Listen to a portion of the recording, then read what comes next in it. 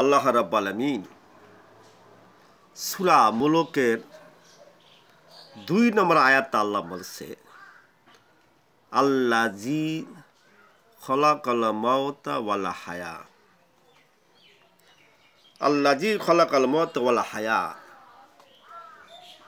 যিনি সৃষ্টি করেছেন মরণ ও জীবন। সূরা মুলকের 2 নম্বর আয়াতে আল্লাহ রাব্বুল আলামিন তিনি বলেছেন তার কথা।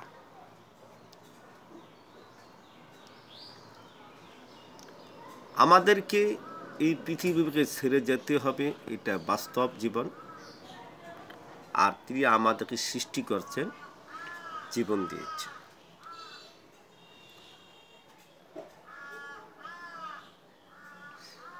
আমার ক্ষুদ্র জ্ঞান থেকে বলছি, বিভিন্ন মুফাসসিরিন মুহাদ্দিস যারা তাফসীর করেছেন সূরা মুলকের ঘটনা, আল্লাহ নিজে বলছে যে তিনি সৃষ্টি করেছেন মরণ ও জীবন, তারই হুকুমে মরতে হবে, বা তারই হুকুমে আমাদেরকে সৃষ্টি করেছেন। সমস্ত রূহগুলা একত্রিত করিয়া আল্লাহ রাব্বুল আলামিন যখন আগুনের মধ্যে নিক্ষেপ করেছিলেন, তখন বলেছিলেন, আলাস্তুম রাব্বিকুম ফাতারদ, আমি কি তোমাদের মালিক, আমি তোমাদেরকে প্রভু? তখন আমরা সবাই একত্রিত বলেছিলাম, কলু বালা, হ্যাঁ আপনি আমাদের প্রভু। আমরা আসতেছি সিরিয়ালভাবে বা যাইতেছি সিরিয়ালভাবে। আল্লাহর হুকুমে আমরা এই পৃথিবীর বুকে আসলাম। আল্লাহ রাব্বুল আলামিন আমাদেরকে সৃষ্টি করেছেন। সূরা জারিয়ার মধ্যে আল্লাহ বলছে, ওমা খলাকতুল জিন্না ওয়াল ইনসা ইল্লা লিয়াবুদুন, মানব আর জিন তৈরি করে শুধু আমার ইবাদতের জন্য। সুবহানাল্লাহি বিহামদিহি। অতএব আল্লাহ রাব্বুল আলামিন এত ক্ষমতা, আল্লাহ কি না করতে পারেন। আল্লাহ খুব ধৈর্যশীল, খুবই ধৈর্যশীল। তিনি যদি ধৈর্যশীল না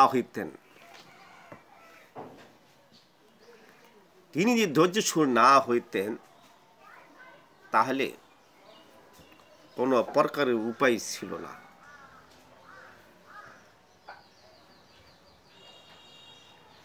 আল্লাহ এত ধৈর্যশীল,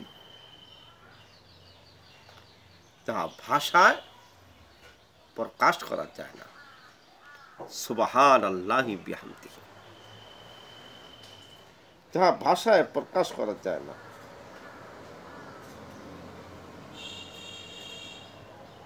দেখুন না, বুশ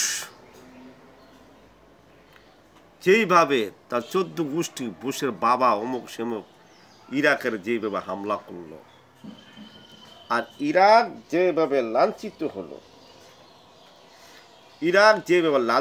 হলো, বিভিন্ন অজুহাত দেখাইয়া, বিনা প্রসেসিং দেখায়া, জীবাণু অস্ত্র আছে, ওই অস্ত্র আছে, হে অস্ত্র আছে। ওই যে ইরান এলাকা যখন যুদ্ধ রাখছিল ইরাকের সাথে, তখন ইরাকের পক্ষে আমেরিকা কিছু অস্ত্র দিয়েছিল, সেগুলা ফেরত চায়। অতএব তারা আরও অনেক কিছু মিথ্যা গবেষণা করলো যে ইরাকের কাছে অনেক কিছু আছে, তারা ওই অস্ত্র সে অস্ত্র বানাইছে।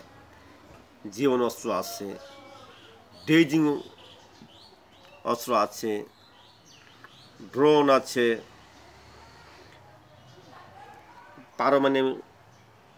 পারমাণবিক অস্ত্র আছে। এগুলা তারা আমেরিকায় হুমকি দিয়েছিল ইরাকের। ইরাক সাদ্দাম হোসেন তিনি অস্বীকার করেছিলেন, এবং কিছু ছিল নিজেরা তৈরি করেছে, বা রাশিয়া বা অন্য দেশের প্রোডাক্ট দিয়েছিল, দেশ রক্ষণাবেক্ষণের জন্য, সেগুলা তারা নিজেরাই ব্যবহার করত। আমেরিকার সাথে কোনো চুক্তি মিলে নাই, যার ফলে বুশের বাচ্চা, হিজ নাম ইজ বুশ, তাহার নাই উস, ইরাকের হামলা করে গভীর রাইতে। গভীর রাতে যখন হামলা করে অজান্তেভাবে, তখন কয়েকটা ক্ষেপণাস্ত্র বা যে কোনো ডেজি কাটার বোম, অন্য অন্য অ্যাটম বোম মেরেছিল বাগদাদের ভিতরে।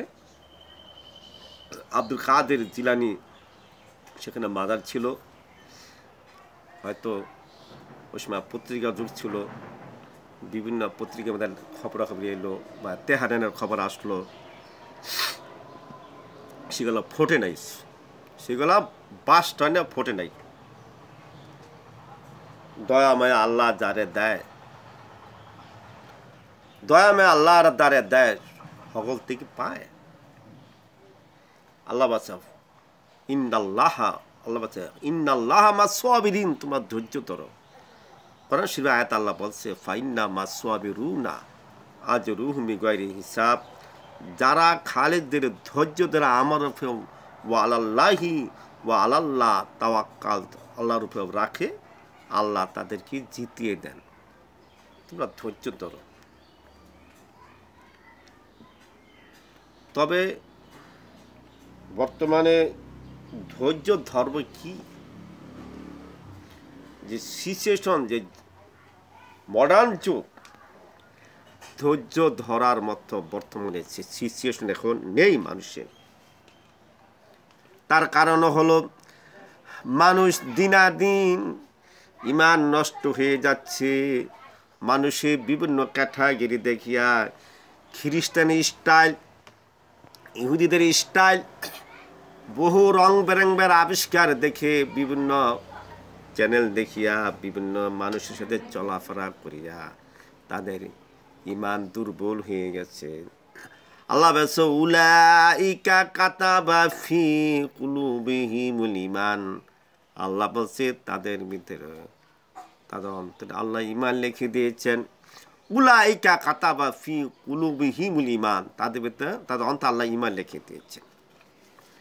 তাদের অন্তরে আল্লাহ ঈমান লিখে দিয়েছেন। কাদের ভিতরে লিখে দিয়েছেন?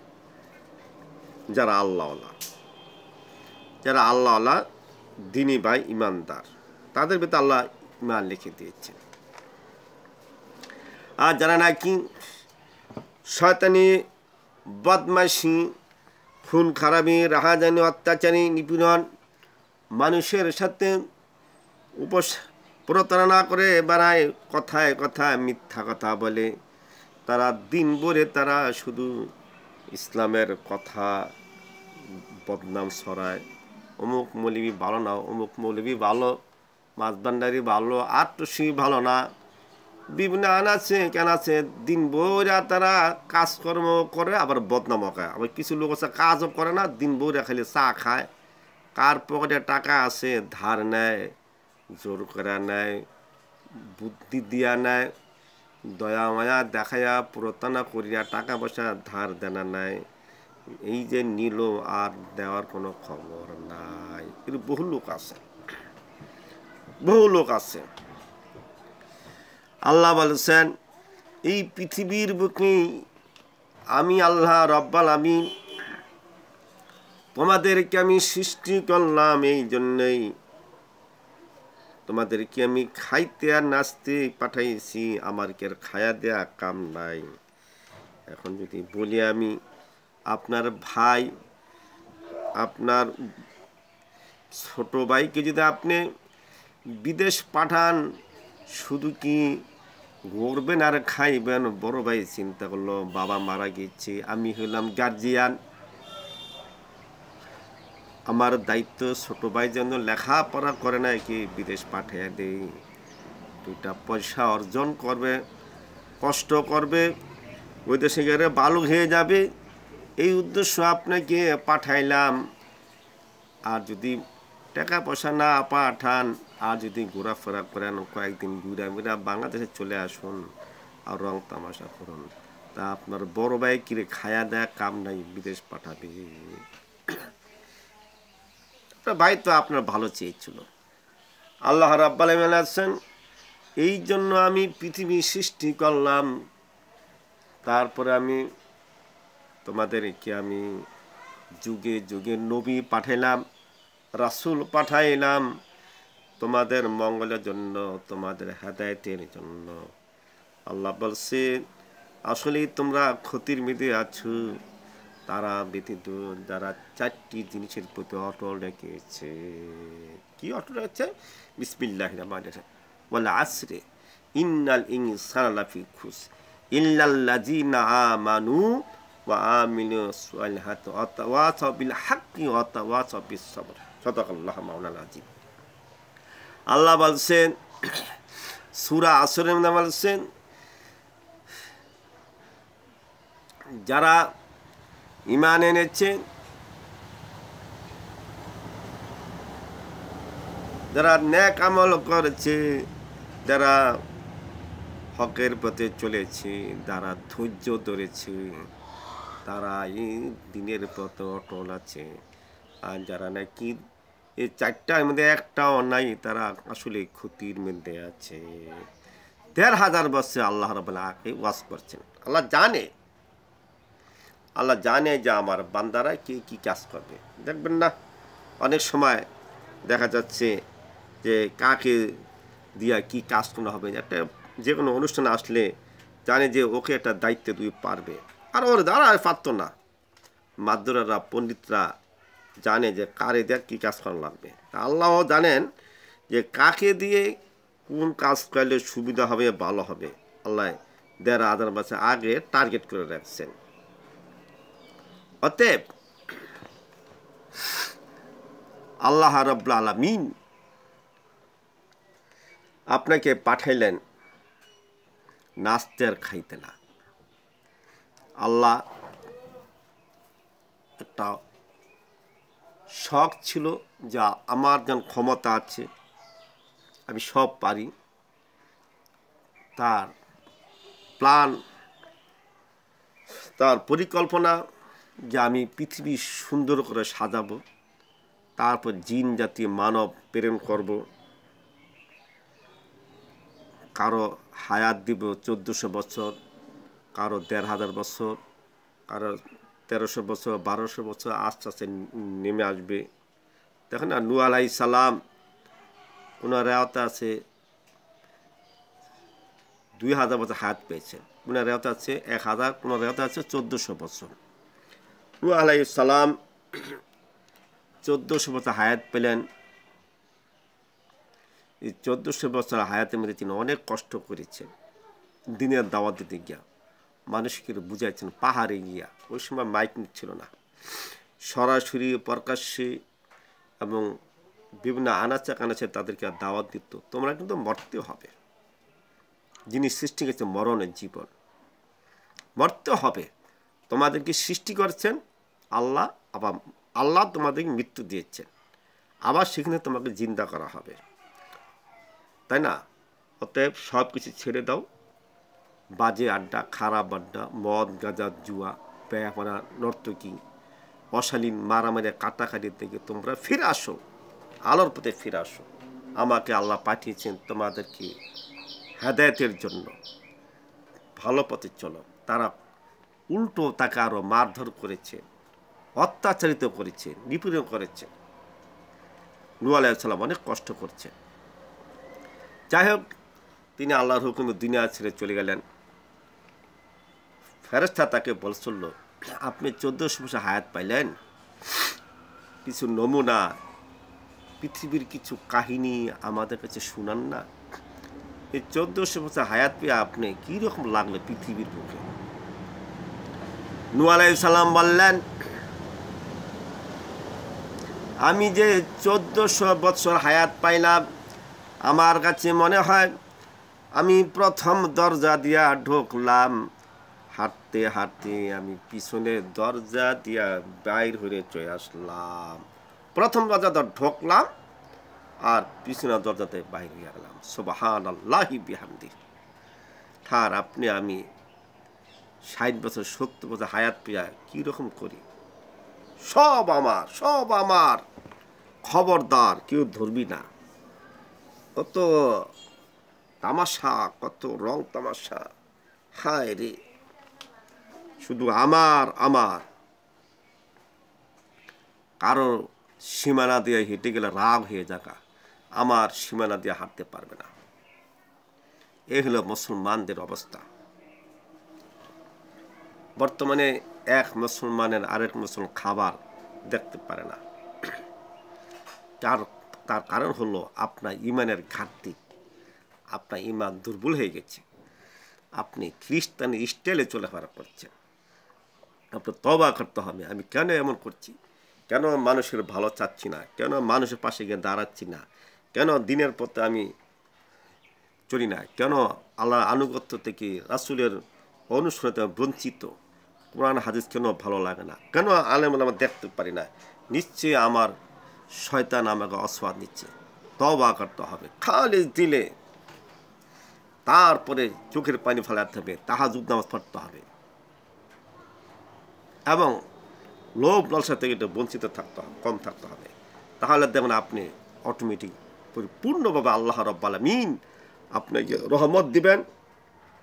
খালিদ দিলে তওবা করে আল্লাহ আপনাকে মাফ করে দেবেন। আল্লাহ বলছে যারা খালিদ দিলে মাফ চায়, তওবা করতে আমি আল্লাহ তাকে ক্ষমা করে দেন। আবার আপনি আগের মতো হয়ে যাবেন, আবার মাফ চান। আল্লাহ বলছে ইয়া আইয়ুহাল্লাযীনা আমানু, আল্লাহ সূরা নিসার মধ্যে বলেছে ইয়া আইয়ুহাল্লাযীনা আমানু, আল্লাহ বলছে ইয়া আইয়ুহাল্লাযীনা আমানু। যাই হোক, আয়াতটা আসলে আমি ভুলে গেছি। সূরা নিসার 136-35 আয়াত হবে। আল্লাহ বলছে যারা ঈমান আনলো আবার কুফরি করলো, আবার ঈমান আনলো আবার কুফরি করলো, এই জন্য আল্লাহ রাব্বুল আলামিন তাদেরকে কখনো জান্নাত দিবে না, জান্নাতের সুগ্রাণও তারা পাবে না। সূরা নিসার 60 আল্লাহ বলছে, 38 আল্লাহ বলছে বাশিরিল মুনাফিকিনা বিআন্না লাহুম আযাবুন আলীমান, এদেরকে সংবাদ এদের জন্য রয়েছে যন্ত্রণাদায়ক শাস্তি। যারা বারবার মুনাফিকি কাজ করবে, যারা ধোঁকাবাজি করবে, আল্লাহ রাব্বুল আলামিন কিয়ামতের দিন, মুসিবতের দিন তাদের কঠোরভাবে তাদেরকে পাকড়াও করা হবে আর তাদেরকে যন্ত্রণাদায়ক শাস্তি দেওয়া হবে, যন্ত্রণাদায়ক শাস্তি তাদেরকে দেওয়া হবে।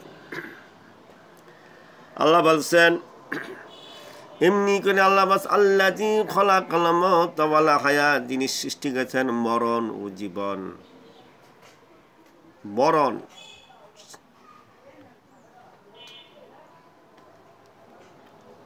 মরতে হবে, সৃষ্টি মরণের জীবন।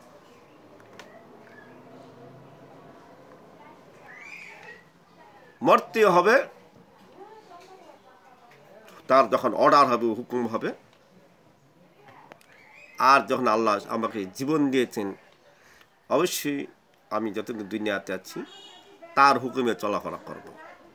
তার হুকুম শেষ, আমি দুনিয়া ছেড়ে চলে যাব।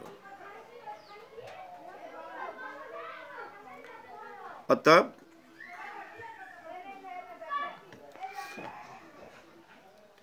এই পৃথিবীর বুকে আল্লাহ রাব্বুল আলামিন যখন আজরা আলাইহিস সালামকে অনুমতি দিবে অমুক রাজার, অমুক রানীর, অমুক মন্ত্রীর, এসপি ডিসির জান খবরটা নিয়ে আসো, সাথে সাথে দেরি না করে তার জান কবজ করে ফেলবে। ঘোষণা দেওয়া হবে অমুক মন্ত্রী মারা গেছেন।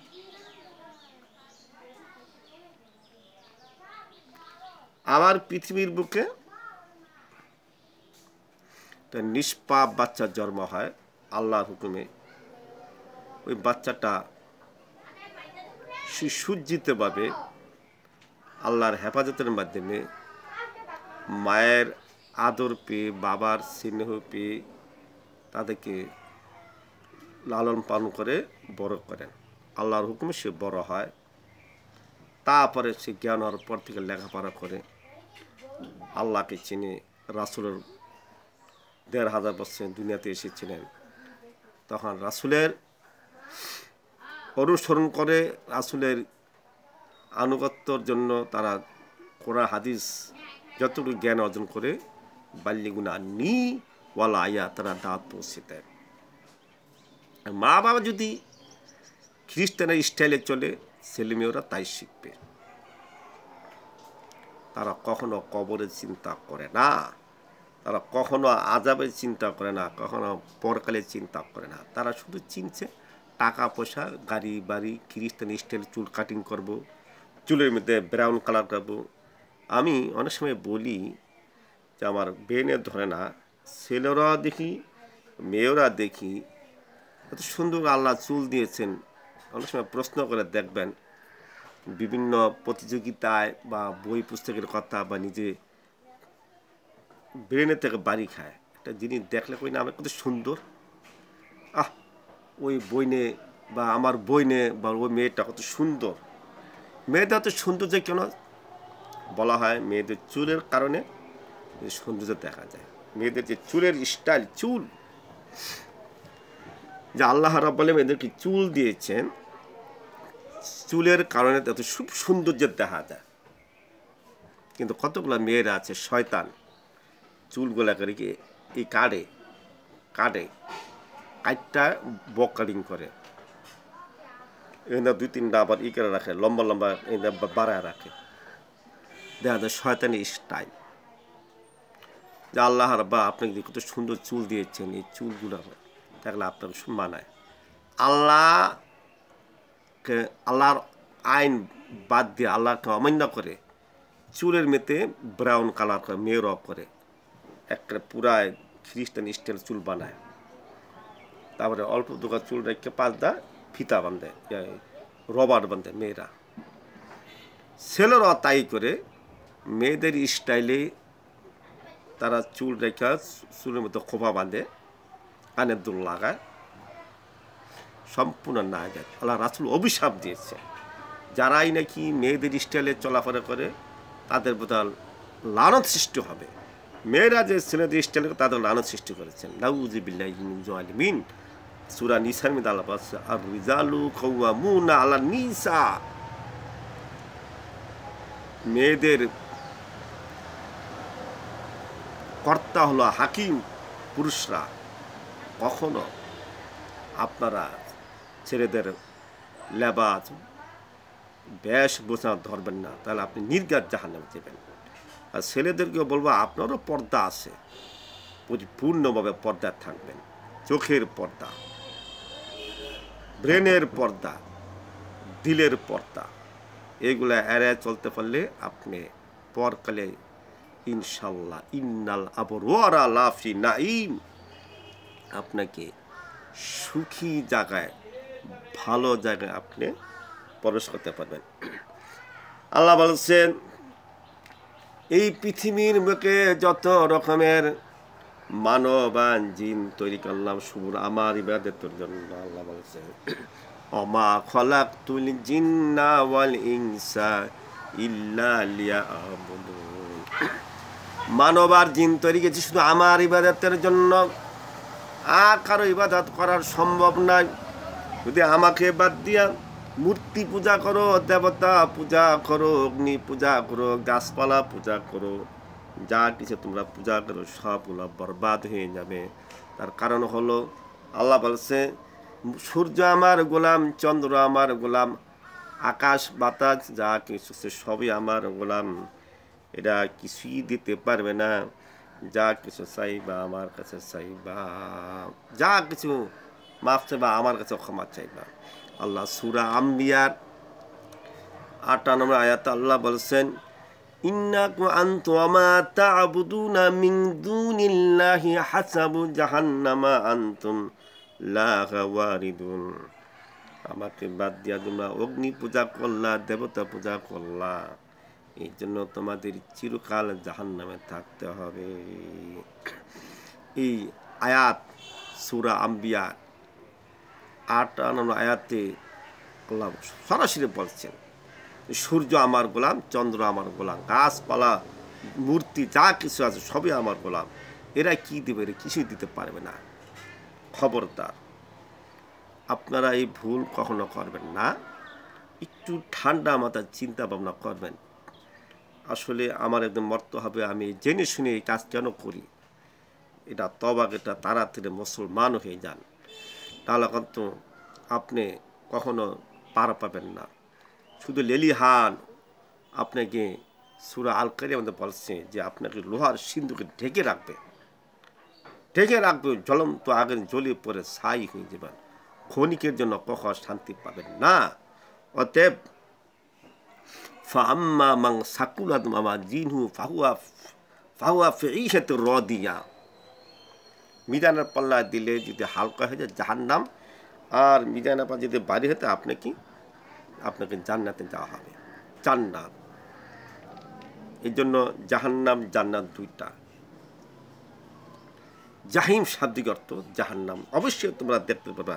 সূরা আত-তাকাসুর আল্লাহ বলছে জাহিম, অবশ্যই সেদিন তোমরা দেখতে পাবা প্রকাশ্যে যে জাহান্নাম কি জিনিস। সূরা বুরুজে বলা হয়েছে যে সেদিন মানুষ দেখতে থাকবে কি অবস্থা, যে করুণ কাহিনী, তাদের লৌহ মার্শক কি অবস্থা হবে, প্রচণ্ড অগ্নির উত্তাপে, প্রচণ্ড আযাবে। সেদিন মানুষ এই সত্যকে এখন যদি দেখতো, মানুষ লাফাইয়া ভয়ে সব কিছু ছেড়ে জানাবাজ নিয়ে বসে থাকতো। কিন্তু আলেম ওলামারা কোরআন হাদিসের দাওয়াত দিচ্ছে, আপনাদেরকে বারবার বলেছে খবরদার তোমরা ভুল পথে যাও না, তা'মুরুনা বিল মারুফ, দাওয়াত দাও এদেরকে, খবরদার। এই কোরআন হলো আল্লাহর, কোরআন। এই কোরআনের মধ্যে এমন কোনো কিছু নাই যে না আছে, সব আছে। হলি কোরআন, কমপ্লিট কোড অফ লাইফ, পবিত্র কোরআনের পুরোটা সংবিধান। ওয়াতাসিমু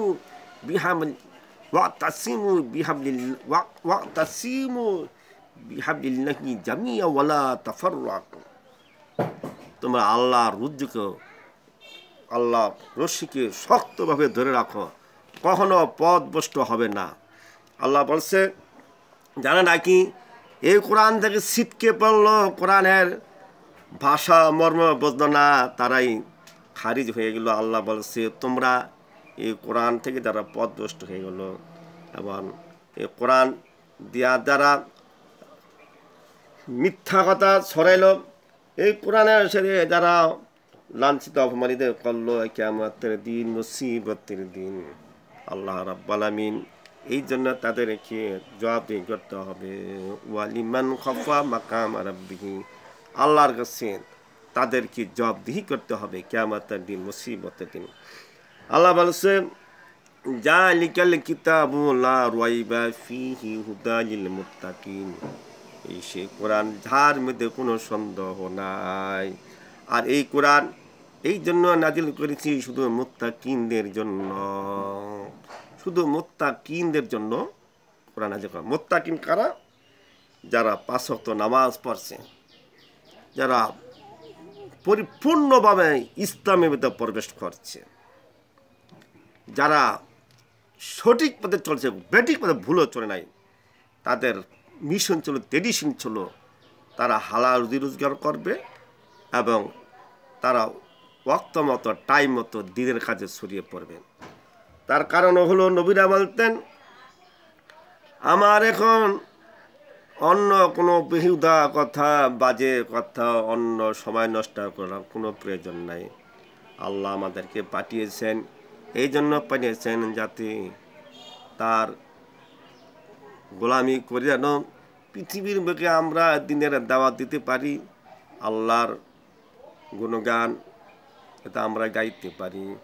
কোরআন হাদিস আল্লাহ রাব্বুল আলামিন যে আমাদের উপহার দিয়েছেন, এই বলে আমরা সারা বিশ্বের মুসলমান এবং যারা উম্মি তাদেরকে দাওয়াত দিয়া দিনের পথে আসার জন্য আহ্বান করব। তারা যেন ভুল পথে না যায়, অন্ধকার পথ থেকে তারা আলোর পথে ফিরে আসে। আর যদি আমরা নবীরা জেনে শুনে যদি দাওয়াত না দিই এবং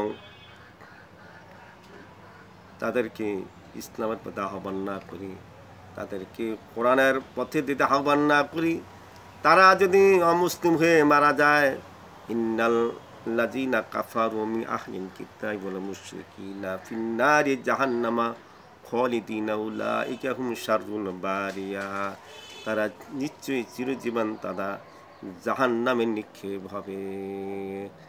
এই জন্য আমি আহ্বান করব, আসলে আমার ঠান্ডা, হঠাৎ ঠান্ডা লেগে গেছে, গলাটা নষ্ট হয়ে গেছে, অতএব আজকে তেমন একটা ফুটে আমি বলতে পারছি না, এবং যতটুকু পারছি সংক্ষিপ্তভাবে আপনাদের কাছে কোরআন ও হাদিস কোরআন ও হাদিসের আলোচনা আপনাদের পেশ করছি। আমি যতটা আলোচনা করলাম আপনারা সময় জ্ঞান, আমি সামনে কোরআন হাদিস থেকে বলার জন্য যুক্তি দিয়া যতটুকু পারি তুলে ধরবো, যাতে আপনার ইউটিউবের মাধ্যমে শুনতে পারেন, জ্ঞান অর্জন করতে পারেন। আর যদি আমরা আলোচনা শুনে যদি আমল না করি, আমল ছাড়া লা ইয়াদখুলুল জান্নাতা, কোনো দিনই ভাই জান্নাতে প্রবেশ করতে পারবেন না। আমা তাওফিকি ইল্লা বিল্লাহ।